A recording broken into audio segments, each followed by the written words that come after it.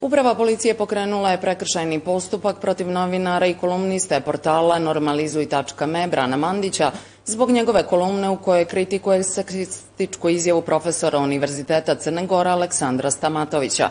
Mandić je pozvan u sud za prekršaje 16. aprila, a tereti se za kršenje zakona o javnom redu i miru, za šta je zaprićena kazna od 100 do 400 eura ili zatvor do 30 dana.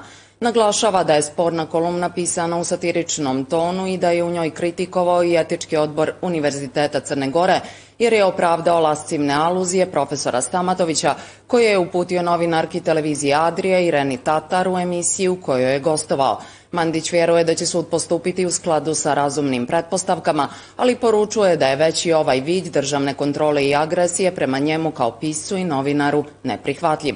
Grupa organizacija civilnog društva upozorila je u zajedničkom saopštenju da je pokretanje prekršajnog postupka uznemirujuće, ugrožava slobodu govora i da bi Mandić mogao završiti i u zatvoru zbog toga što je štitio dostojanstvo koleginice od seksističkog istupa profesora te ukazao na nedopustivo ćutanje nadležnih u tom slučaju.